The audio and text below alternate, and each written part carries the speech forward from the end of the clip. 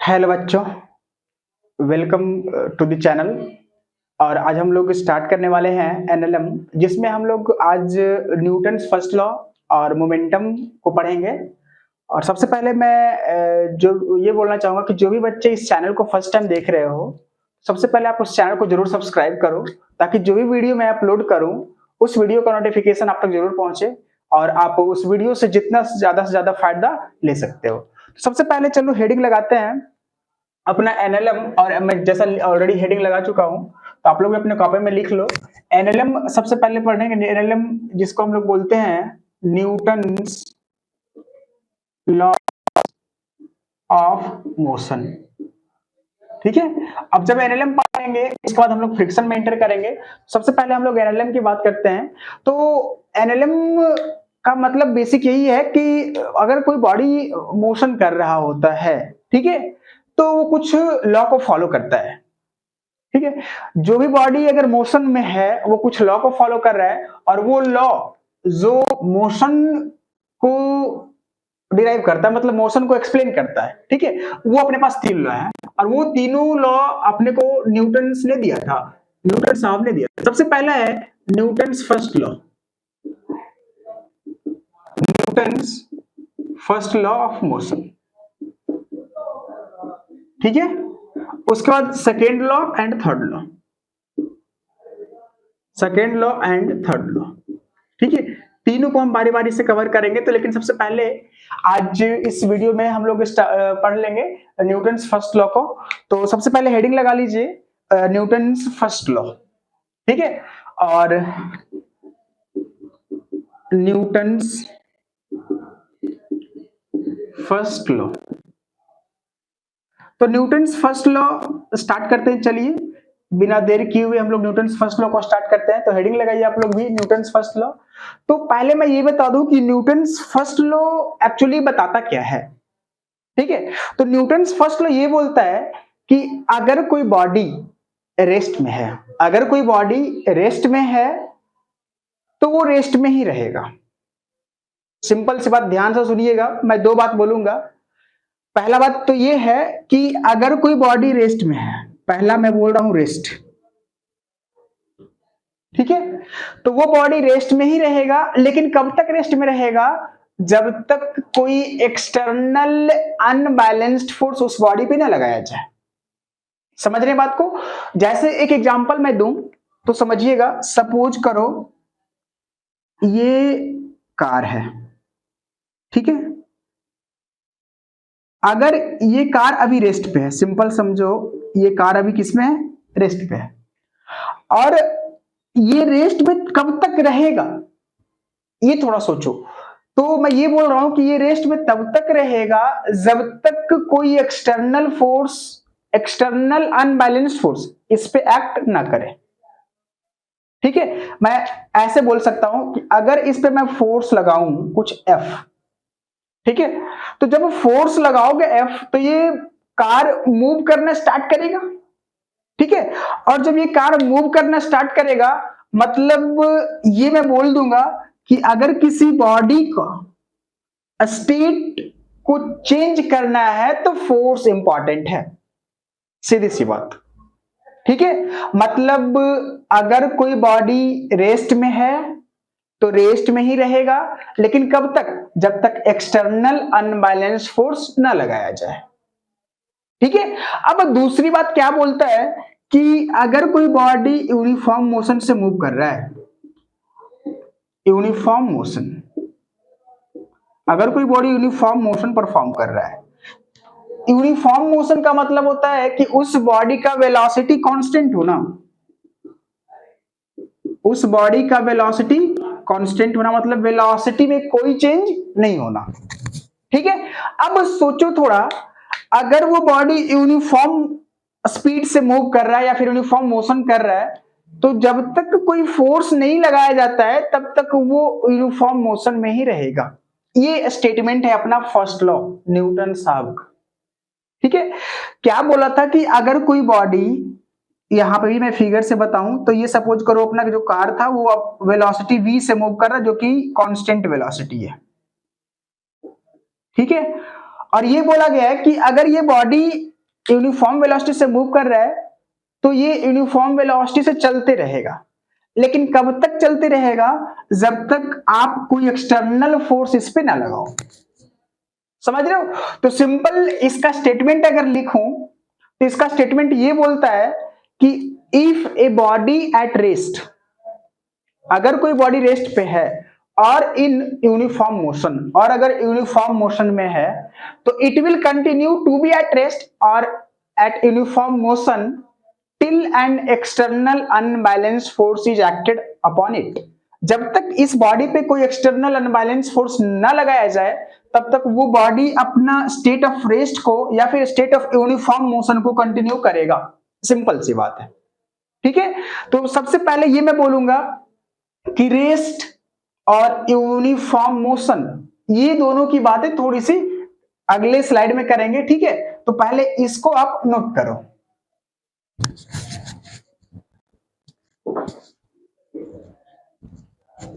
ठीक है। तो अब आगे हम लोग इसका स्टेटमेंट की बात करते हैं फर्स्ट लॉ की।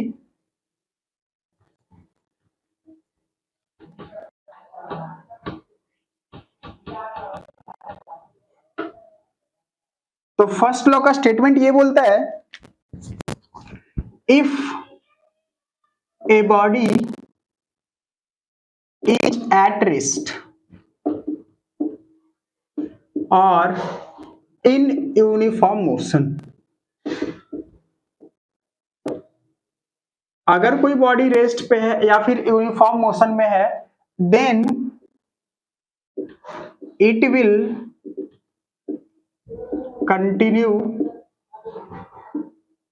टू बी एट रेस्ट और at uniform motion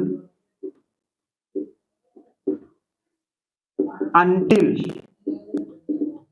an external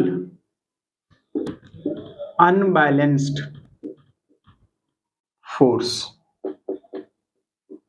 acts over it। मतलब क्या बोल रहा हूं, थोड़ा समझिएगा। स्टेटमेंट बहुत इंपॉर्टेंट हो जाता है कभी कभी समझने में कि बॉडी, कभी कभी तो स्टेटमेंट से ही सवाल पूछ लिया जाता है, जैसे नीट में बहुत बार पूछा गया है इस स्टेटमेंट से। तो पहले ये बोला जाता है फर्स्ट लॉ ऑफ मोशन में कि अगर कोई बॉडी रेस्ट पे है, अगर कोई बॉडी रेस्ट पे है और इन यूनिफॉर्म मोशन, और यूनिफॉर्म मोशन में मैं दो बार बोल रहा हूं, एक रेस्ट पे और यूनिफॉर्म मोशन पे, then it will continue to be at rest और एट यूनिफॉर्म मोशन। तो वो कंटिन्यू करेगा रेस्ट को ही या फिर यूनिफॉर्म मोशन को ही, लेकिन कब तक, until an external unbalanced force acts over it. मतलब जब तक उस पे एक्सटर्नल अनबैलेंस्ड फोर्स ना लगाया जाए तब तक वो बॉडी रेस्ट में है तो रेस्ट में ही रहेगा, या फिर वो अगर यूनिफॉर्म मोशन से मूव कर रहा है तो यूनिफॉर्म मोशन में ही चलते रहेगा। ये बोला था अपना न्यूटन्स फर्स्ट लॉ के अकॉर्डिंग। अब थोड़ा और डिटेल बात करें तो अपन को इतना तो पता होता है कि अगर कोई बॉडी, बॉडी का वेलोसिटी 0, और अगर कोई बॉडी यूनिफॉर्म मोशन में है, अगर कोई बॉडी यूनिफॉर्म मोशन से मूव कर रहा है, मतलब यूनिफॉर्म मोशन में है, तो उस बॉडी का वेलोसिटी कांस्टेंट, ठीक है। फर्स्ट वाले की रहा है, बात करें तो इसमें वेलोसिटी कांस्टेंट मिल रहा है अपने को। तो यहाँ पे दो बातें को देखने को मिल रहा है, वेलोसिटी 0 और दूसरे में वेलोसिटी कांस्टेंट, ठीक है। तो अगर वेलोसिटी 0 है तो इस केस में एक्सेलरेशन भी हमारा 0 होगा, और अगर वेलोसिटी कांस्टेंट है तो इस केस में भी एक्सेलरेशन कितना होगा, 0 होगा, ठीक है। मतलब इन दोनों को केस में अपने को ये देखने को मिल रहा है कि एक्सेलरेशन 0 होगा, ठीक है। मतलब सिंपल ये बोल रहा है कि जब तक एक्सटर्नल फोर्स ना लगाया जाए, जब तक बॉडी पे एक्सटर्नल फोर्स ना लगाया जाए तब तक वो बॉडी रेस्ट में ही रहेगा, और वो या तो वो बॉडी यूनिफॉर्म मोशन में ही रहेगा, ठीक है। मतलब फोर्स इंपॉर्टेंट है किसी भी बॉडी का स्टेट को चेंज करने के लिए। Force is important to change the state of any body, किसी भी बॉडी का अगर स्टेट को बदलना है तो फोर्स बहुत इंपॉर्टेंट हो जाता है। ठीक है, तो अब थोड़ा ध्यान से समझिएगा मैं क्या बोल रहा हूं। अगर फोर्स को डिफाइन करना हो, ठीक है, तो फोर्स को कैसे हम लोग डिफाइन कर सकते हैं, यहां से अपन फर्स्ट लॉ ऑफ मोशन से हम लोग यही बोल सकते हैं कि अगर किसी बॉडी का स्टेट को चेंज करना है, मतलब अगर वो रेस्ट में है तो उसको मोशन में कर सकते हो। स्टेट चेंज का मतलब यही हुआ ना कि अगर वो रेस्ट में है तो मोशन में ला सकते हो, या फिर अगर वो मोशन में है तो उसको रेस्ट में ला सकते हो, या फिर उसका स्पीड को चेंज कर सकते हैं। ठीक है, तो ये सब क्या हुआ, स्टेट को बदलना। ठीक है, तो सिंपल ये मैं बोल रहा हूं कि फोर्स इंपॉर्टेंट हो जाता है किसी भी बॉडी का स्टेट को बदलने के लिए। अब थोड़ा सोचिएगा मैं क्या बोल रहा हूं, ये फोर्स का जरूरत कब पड़ा, जब बॉडी ये रेस्ट में था तब नहीं, तब तो कोई एक्सेलरेशन ही नहीं था, तो फोर्स कहां से लगेगा। दूसरी बात, जब बॉडी यूनिफॉर्म मोशन में था तब क्या नहीं, तब भी तो मेरे को फोर्स की जरूरत नहीं पड़ी। लेकिन इससे ये पता चलता है कि फोर्स की जरूरत पड़ेगी जब तब उस बॉडी की स्टेट चेंज होगा, मतलब किसी बॉडी का स्टेट चेंज होगा तभी फोर्स का जरूरत पड़ेगा। ठीक है, तो अब बताओ, सबसे पहले तो मैं ये बोलना चाह रहा हूं कि न्यूटन्स फर्स्ट लॉ फोर्स को डिफाइन करता है। This law defines the force. सबसे इंपॉर्टेंट बात कि कौन सा लॉ फोर्स को डिफाइन करता है, तो फर्स्ट लॉ। ठीक है, फर्स्ट लॉ ही फोर्स को डिफाइन करता है कि अगर किसी बॉडी का स्टेट को चेंज करना है तो फोर्स की जरूरत पड़ेगी। ठीक है, तो इससे पहले आप स्क्रीनशॉट ले लें।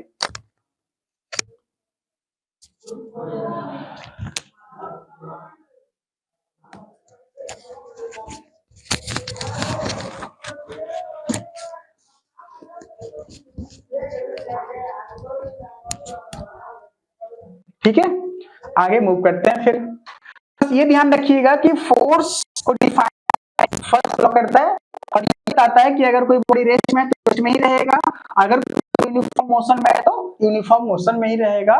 मतलब जब तक उसका वेलोसिटी चेंज ना हो जाए, इसका मतलब वो उस बॉडी का एक्सेलरेशन जीरो है। ठीक है, और जब एक्सेलरेशन जीरो है तो फोर्स की जरूरत नहीं है, मतलब अगर किसी बॉडी का स्टेट को बदलना है तो फोर्स की जरूरत पड़ेगी। डिफाइन करता है फर्स्ट लॉ ऑफ मोशन। अब एक टर्म को डिफाइन करता है फर्स्ट लॉ से कि एक टर्म है जिसको हम बोलते हैं इनर्शिया। ठीक है, तो इनर्शिया के बारे में थोड़ा पढ़ लेते हैं कि इनर्शिया क्या होता है।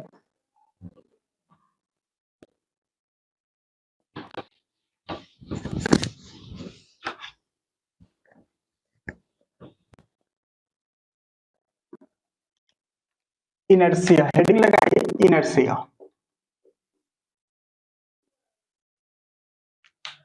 हाँ, अपने पास इनर्शिया को समझने के लिए एक एग्जांपल ये है कि सपोज करो एक ऑब्जेक्ट है वो रेस्ट में है, जैसे एक बस है, इस बस के अंदर एक पर्सन बैठा है। ठीक है, ये पर्सन बैठा है, अब ये बस अभी रेस्ट पे है। ठीक है, जब रेस्ट पे है मतलब अभी तो मूव नहीं कर रहा है, तो अगर जब मूव नहीं कर रहा है तो इस पर्सन का ये टेंडेंसी है कि वो रेस्ट में है तो रेस्ट में ही रहेगा। ठीक है, क्योंकि अकॉर्डिंग टू फर्स्ट लॉ। लेकिन जब होता क्या है कि अगर ये बस को स्टार्ट करता है ड्राइवर, तो पीछे की तरफ एक जर्क फील होता है। ठीक है, जर्क बोलते हैं फोर्स, या फिर एक पीछे की तरफ इंस्टेंट फोर्स जिसको बोल सकते हो। ठीक है, तो एक जर्क फील होता है। अब बताओ क्यों फील होता है, मतलब इस बॉडी, ये पर्सन के बॉडी का जो मास है वो उसे क्या चाहता है कि वो जिस पोजीशन में उसी पोजीशन को मेंटेन रखे। ठीक है, मतलब पोजीशन, मतलब चेंज जो भी लाना चाह रहा है, ये बस में बैठे हुए पर्सन के बॉडी में ये चेंज आना चाह रहा है कि वो आगे बढ़ रहा है तो चेंज हो रहा है स्टेट में, लेकिन चाहेगा उसी पोजीशन में जिसमें वो पहले था, पहले रेस्ट में था, मतलब इस बॉडी को वो रेस्ट में ही रखना चाहेगा ना। इनर्शिया, इसका जो मास है, इसका मतलब ये बोल रहा हूं कि inertia is the property of mass. inertia is the property of mass,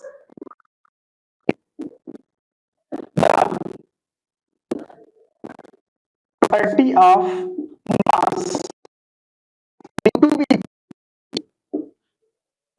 due to which it resists the changes, the state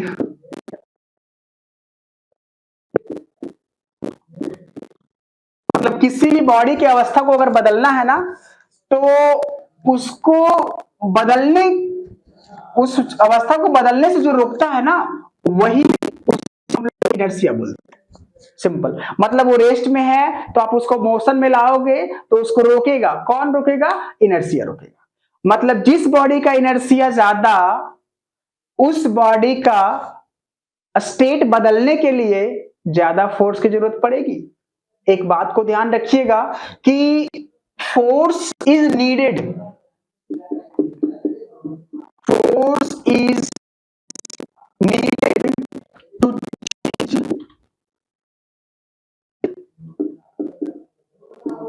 of the body मतलब बॉडी का स्टेट को बदलना है तो फोर्स की जरूरत पड़ेगी। क्लियर? और वो यही तो बोला मैं पहले कि फोर्स को डिफाइन करता है फर्स्ट। ठीक है, अब इफ ए बॉडी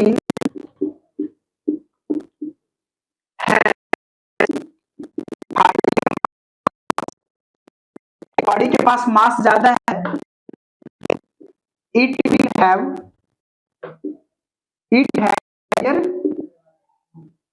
इनर्शिया मतलब जिस बॉडी का मास ज्यादा उसका स्टेट को बदलने के लिए ज्यादा फोर्स लगाना पड़ेगा क्योंकि इनर्शिया ज्यादा है।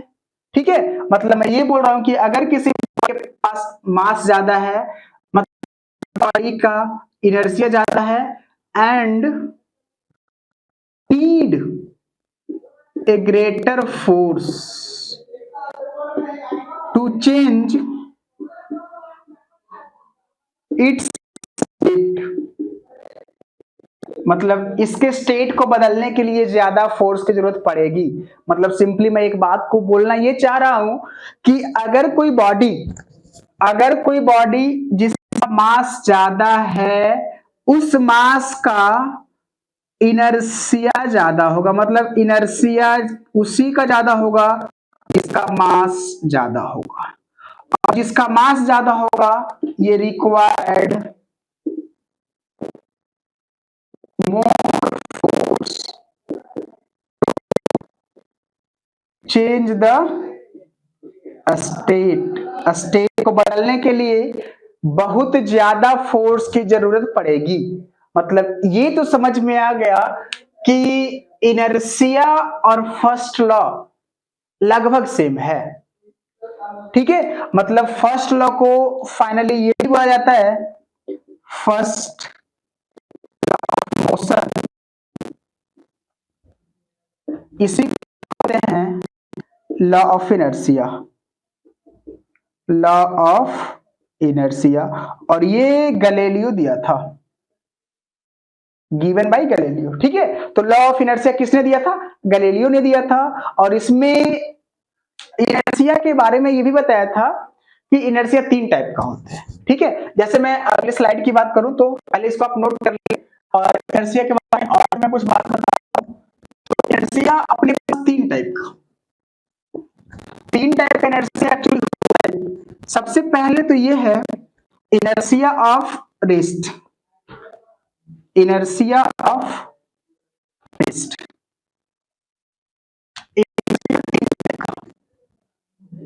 इनर्शिया ऑफ रेस्ट क्या होता है? सवाल ये बनता है कि ये इनर्शिया ऑफ रेस्ट क्या होता है। तो सबसे पहले इसको समझने के लिए मैं जो बात बताया था अभी बस वाला, जो वो पर्सन एक जो बस में बैठा था उसी का एग्जांपल मैं लूं तो उसमें ये मैं बोल रहा था कि वो पर्सन पहले तो रेस्ट में था तो रेस्ट से उसे मोशन में लाने के लिए फोर्स की जरूरत पड़ी थी। ठीक है, और वो उस पर्सन को अपोजिट भी तो जर्क लगाया था। ठीक है, मतलब वो उसमें जर्क क्यों फील हुआ उसको? Due to the inertia. मतलब वो रेस्ट में था तो वो रेस्ट में रहे continue to, if at rest, then it will continue to rest.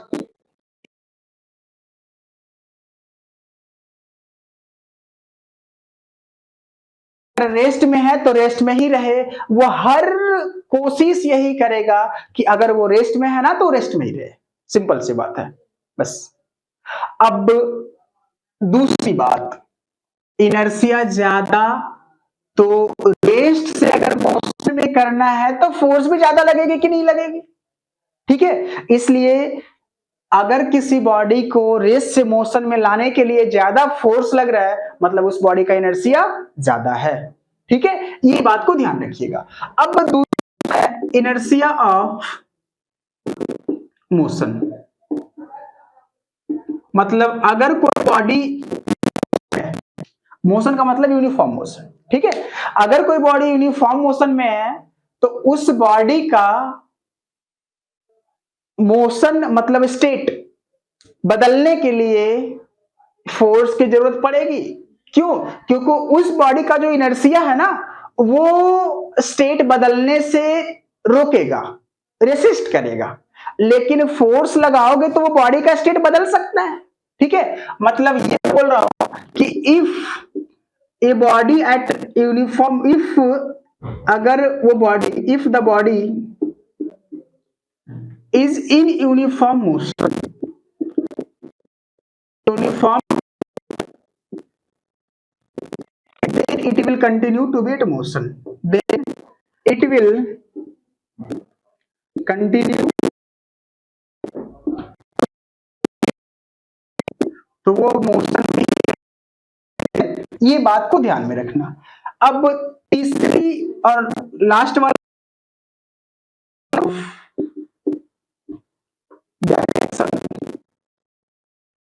इसका मतलब ये हुआ कि अगर कोई ऑब्जेक्ट स्ट्रेट लाइन में चल रहा है और अगर उस ऑब्जेक्ट का डायरेक्शन बदलना है तो फोर्स की जरूरत पड़ेगी due to inertia of direction, ठीक है। तो ये ध्यान रखना, अगर वो जिस डायरेक्शन में चल रहा है continues to be in the same, वो क्या चाहेगा कि उसी डायरेक्शन में रहे, बट फोर्स जब लगाओगे, ठीक है, तो उस मूविंग ऑब्जेक्ट का डायरेक्शन को बदल सकते हैं, लेकिन फोर्स तो लगाना पड़ेगा ना। और वो फोर्स क्यों लगाना पड़ा?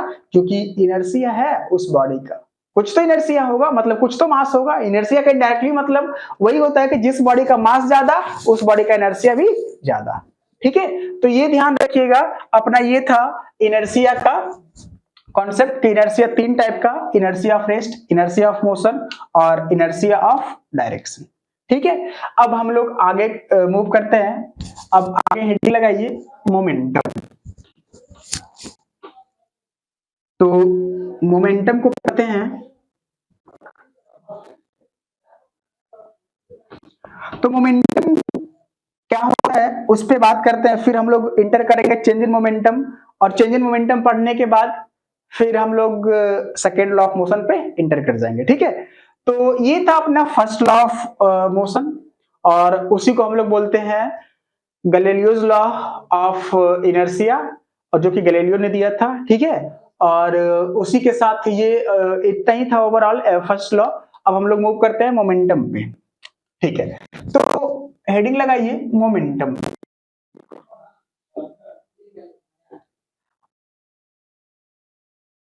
वेक्टर लिखा हूं, क्यों? क्योंकि मोमेंटम जो होता है वो वेक्टर क्वांटिटी होता है। वेक्टर क्वांटिटी का मतलब हुआ कि वैसा फिजिकल क्वांटिटी जिसके पास मैग्नीट्यूड और डायरेक्शन दोनों हो। तो मोमेंटम को डिस्क्राइब करना है तो अपने पास मैग्नीट्यूड और डायरेक्शन दोनों की जरूरत पड़ेगी, ठीक है। इसलिए हम लोग ये बोलते हैं कि momentum is a vector quantity, clear. तो अब मोमेंटम को मैं डिफाइन करता हूं, ये लिखता हूं, momentum product of mass and velocity, या फिर इसको मैं ऐसा लिख सकता हूं, it is the total amount of motion, it is the total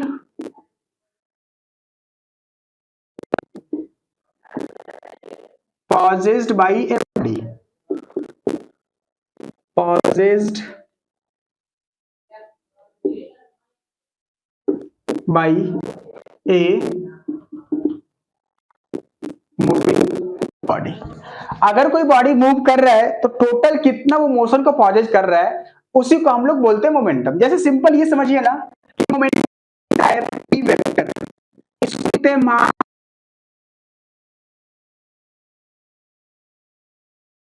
velocity, और ये क्या है मोमेंटम। मोमेंटम को लिखेंगे, ठीक है। अब मोमेंटम वेलोसिटी की मोमेंटम वेलोसिटी, जिस भी ऑब्जेक्ट का वेलोसिटी ज्यादा होगा, ठीक है, मास अगर कांस्टेंट है, दो ऑब्जेक्ट का मतलब मास बराबर है, तो उसका मोमेंटम का मैग्नीट्यूड की बात कर रहे हैं, ज्यादा उसी का होगा जिसका वेलोसिटी ज्यादा होगा, ठीक है। तो सिंपल ये मैं बोल रहा हूं कि momentum is the product of mass and velocity vector, बस। और ये इसके बारे में सबसे इंपॉर्टेंट बात ये है कि momentum is vector quantity, momentum is vector quantity, clear. फिर किसी भी बॉडी का कैसे लिखते हैं, जैसे सपोज करो एक क्वेश्चन मैं देता हूं, एक सवाल है, एक बॉडी है और इस बॉडी का मास स्मॉल m है और ये बॉडी वेलोसिटी v से मूव कर रहा है, क्लियर। और दूसरा ये है, दूसरा बॉडी है जिसका मास m है और ये वेलोसिटी v से इधर मूव कर रहा है, क्लियर। तो क्या मोमेंटम दोनों का सेम होगा? Will the momentum of both the body B same? क्या दोनों बॉडी का मोमेंटम सेम होगा?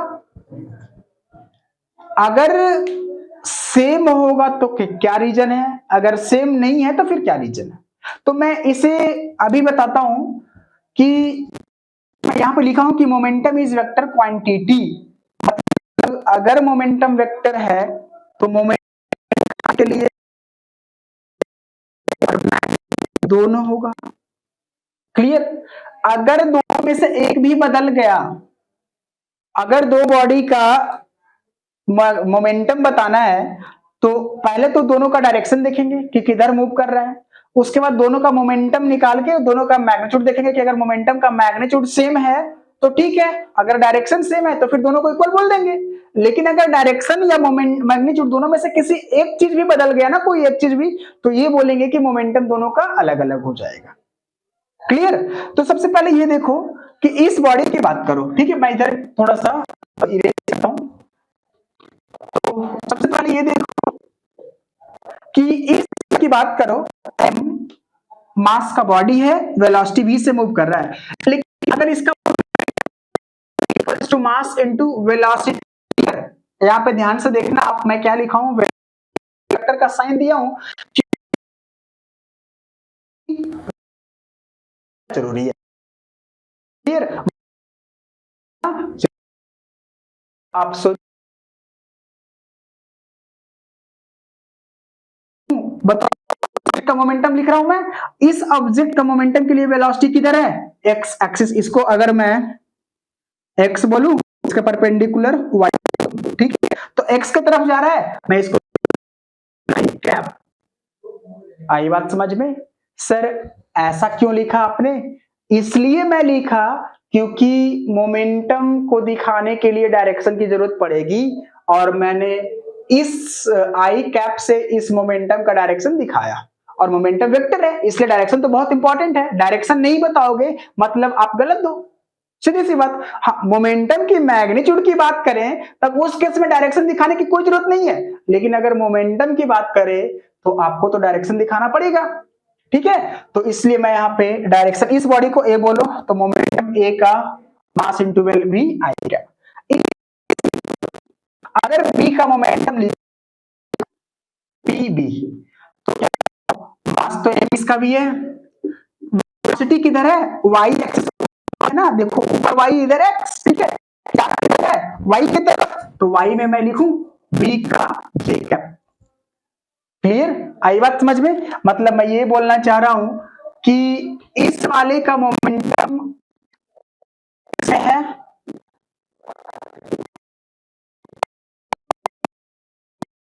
डायरेक्शन सेम है, डायरेक्शन वाला ही सेम तो नहीं है, मैग्नीट्यूड सेम है क्या? हाँ, दोनों, इसका एम भी और इसका भी एम भी, लेकिन डायरेक्शन अलग होने की वजह से मोमेंटम दोनों का अलग होगा। बस ये ध्यान रखना है कि सिंस डायरेक्शन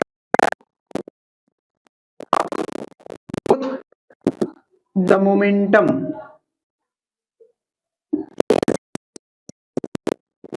so डिफरेंट, ये ध्यान रखना है कि मोमेंटम बदल क्यों गया, दोनों का अलग अलग क्यों हुआ, क्योंकि दोनों का डायरेक्शन और मोमेंटम, मैं ऑलरेडी लिखा हूं कि मोमेंटम डायरेक्शन पे और मैग्नीट्यूड पे दोनों पे डिपेंड करता है। अगर दोनों में से कोई एक भी बदल गया तो मोमेंटम बदल जाएगा, और इस केस में दोनों का वेलोसिटी बदल गया ना, इस वजह से मोमेंटम बदल जाएगा। क्लियर? आई बात समझ में यहां तक? मतलब सिंपल मैं ये बोल रहा हूं कि किसी भी बॉडी का मोमेंटम लिखना है, उसका वेलोसिटी लिखने आना चाहिए, और सबसे इंपॉर्टेंट बात है कि डायरेक्शन देखने आना चाहिए। बस ये मैं बोल रहा हूं कि डायरेक्शन देखने आना चाहिए। चलो अब अगले स्लाइड पे मूव करते हैं। तो अब आगे बात करते हैं चेंज इन मोमेंटम। तो चेंज मोमेंटम पहले मैं ये बोलूंगा कि जिनको भी मोमेंटम लिखने नहीं आ रहा है, इस वीडियो को जरूर देख लीजिएगा बैक करके, उसमें मैं समझा दिया हूं कि आपको समझ में आ जाएगा। ठीक है, जैसे मैं एक एग्जांपल ले लेता हूं, एक दो एग्जांपल की बात करूं तो कोई बॉडी है जिसका मास क्या है 2 kg, ठीक है, और मूव कर रहा है कुछ डायरेक्शन में 4 मीटर पर सेकंड से। तो पूछा है कि मोमेंटम वेक्टर बताओ। ठीक है, तो अपने आप को पहले एज्यूम ये, इसको मैं y बोलूं और इस वाले को x बोलूं, तो ये किधर जा रहा है? x में जा रहा है। तो मोमेंटम को मैं v vector equals to m into V vector. इस बॉडी का मास कितना दिया है? 2 kg, वेलोसिटी कितना? 4, लेकिन किधर? x के तरफ, तो मैं लिखूं 4 i कैप, और मास का kg और वेलोसिटी का मीटर पर सेकंड, मतलब यहां से 8 i kg मीटर पर second.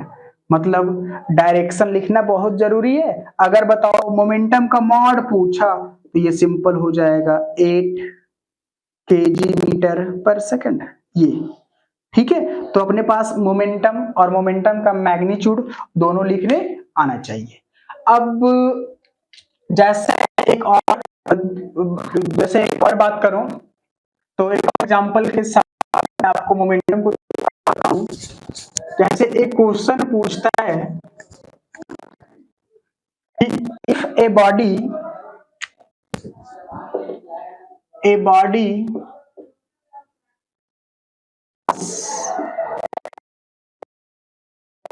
is projected at an angle theta with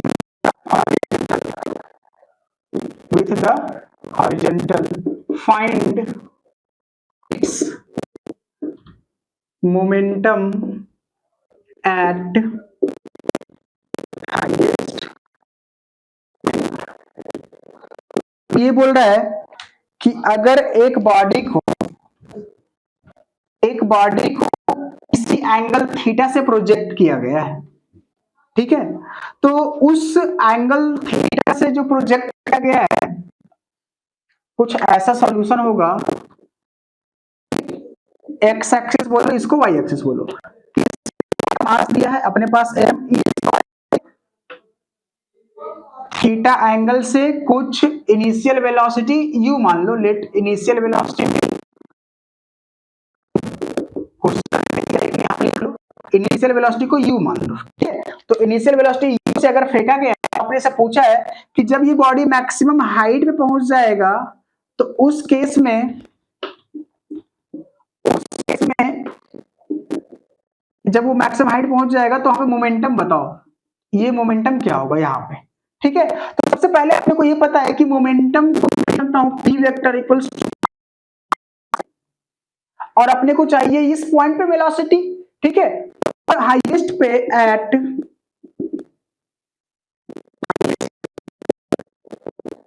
velocity is you से फेंके हो ना, तो इधर वाला कंपोनेंट u cos थीटा और ये हमेशा हॉरिजॉन्टल वाला सेम रहेगा, मतलब यहाँ पे जो होगा u, क्लियर। अब इसका मोमेंटम, लेकिन u वेलोसिटी डायरेक्ट आई कैप, इसलिए मोमेंटम इनटू ये हो गया अपना मोमेंटम mu cos थीटा आई कैप, ये हो गया आंसर, ठीक है। मतलब मोमेंटम लिखने तो आ गया अपने को कि मोमेंटम के लिए सबसे पहले वेलोसिटी लिखने आना चाहिए, और वेलोसिटी के लिए डायरेक्शन सबसे इंपॉर्टेंट होता है, इसलिए आना चाहिए, और वेलोसिटी तो अपन मोमेंटम भी लिख सकते हैं, क्लियर। ये था मोमेंटम लिखना। अब एक बात और है अपने को आगे समझने के लिए, जिसको हम लोग बोलते हैं चेंज इन मोमेंटम, ठीक है। तो आगे से मूव करते हैं, तो वो सबसे पहले कैसे है उसको समझना है। चेंज इन मोमेंटम लिखने आ गया तो फिर इंटर करेंगे। तो अब चेंज इन मोमेंटम की बात करते हैं।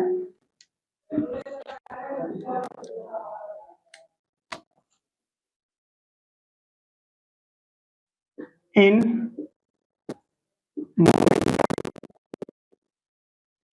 सपोज करो ये वॉल है, ये क्या है, वॉल।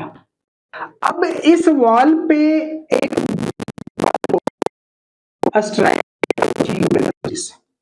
ठीक है, और बोला ये जाता है कि जब वॉल इस पे टक्कर करता है तो ये वापस से u वेलोसिटी से ही रिबाउंड कर जाता है, मतलब इनिशियल वेलोसिटी क्या है,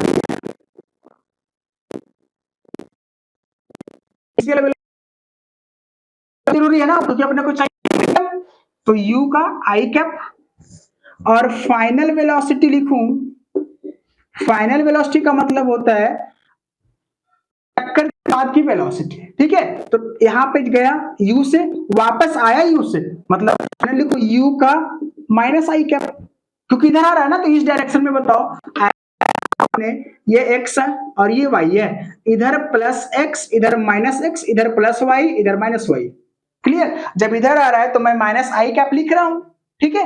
अब इनिशियल वेलोसिटी भी मिला u आई कैप, ये मिल चुका है माइनस आई कैप, ठीक है।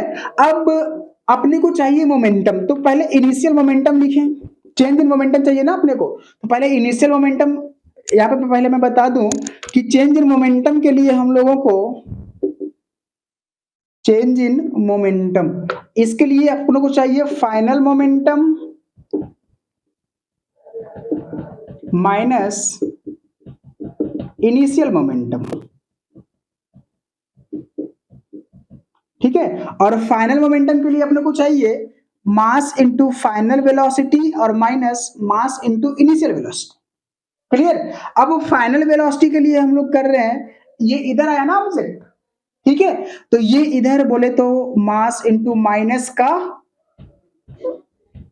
v को मैं लिख रहा हूं माइनस का u आई कैप, और ये माइनस m u आई कैप, ये मतलब ओवरऑल इसको मैं लिख रहा हूं माइनस 2mu आई कैप, ये हुआ अपना चेंज इन मोमेंटम, ठीक है। मतलब इसको मैं लिख रहा हूं डेल्टा p, ये हुआ change in momentum minus 2mu i cap, आई बात समझ में, ठीक है। तो अगर कोई बॉडी u वेलोसिटी से आ रहा है और वो टक्कर करने के बाद वापस u वेलोसिटी से यही जा रहा है, तो उसका चेंज इन मोमेंटम कितना होता है, 2mu का 2 टाइम्स हो जाता है, ठीक है। आने का mb, जाने का mb, चेंज 2mb का, ठीक है। तो ये ध्यान रखिएगा, ये चेंज इन मोमेंटम था, तो चेंज इन मोमेंटम लिखने आने से पहले सबसे पहले मोमेंटम लिखने आना चाहिए, और मोमेंटम लिखने आने से पहले वेलोसिटी का डायरेक्शन देखने आना चाहिए। इतना बात आज की क्लास में मैंने किया है। सबसे पहले न्यूटन फर्स्ट लॉ, फिर उसके बाद इनर्शिया की बात किया है, फिर उसके बाद मोमेंटम की बात किया मैंने, और मोमेंटम में वेलोसिटी का डायरेक्शन देखने आना चाहिए, और अगर मोमेंटम लिखने आ गया तो चेंज इन मोमेंटम की बात किया था। ठीक है, इस पे और भी बहुत सारे केस बनते हैं, तो वो सब केस आगे हम अगले लेक्चर में बात करेंगे।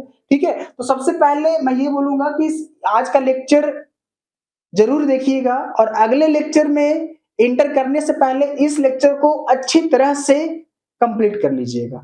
ठीक है, ताकि कोई भी डाउट ना रहे, और अगर किसी को कुछ डाउट होता है तो आप कमेंट बॉक्स में जरूर अपने डाउट को पोस्ट कीजिए, मैं उस डाउट का सॉल्यूशन जरूर दूंगा। ठीक है, आपकी क्वेरीज को मैं जरूर सोल्व करूंगा। ठीक है, तो अगर एक बात और, जो भी इस वीडियो को फर्स्ट टाइम देख रहे हो तो प्लीज आप जरूर सब्सक्राइब करो इस चैनल को, बहुत इंपॉर्टेंट है, होने वाला है आपके लिए 2025 में अगर आप नीट देने वाले हो तो। ठीक है, चलो तो आज की क्लास को मैं यहीं पे रोकता हूँ। That's all, thank you for the day.